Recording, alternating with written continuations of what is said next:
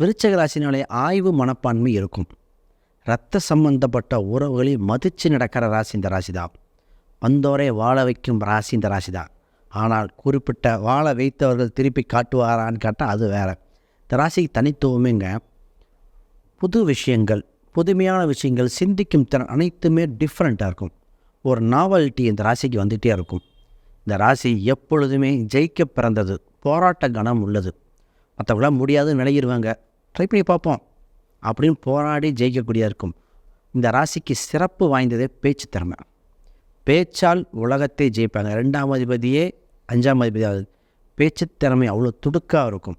சந்திரன் என்ற ஒரு கிரகம் இங்கே இருப்பதனால கொஞ்சம் கோபமாக பேசுகிற மாதிரி இருக்கும். அதை ஒன்றை மட்டும் குறைச்சிட்டாங்கன்னு வைங்க, கோபத்தை குறைத்த இந்த விருச்சகம் விஸ்வரூபம் வெற்றி பெறும். இந்த கோபமோ மற்றவங்க டக்குன்னு சொல்கிற அந்த பாயிண்ட் நீங்கள் பொறுமையாக தான் சொல்லுவீங்க, மற்றவங்களுக்கு டக்குன்னு சொல்கிற மாதிரி இருக்கும். அப்போ அந்த ஒரு பாயிண்ட்டை மட்டும் தெரிஞ்சுக்கங்க. எப்போவுமே சிறப்பான ராசின்னு இந்த ஒரு ராசிங்க.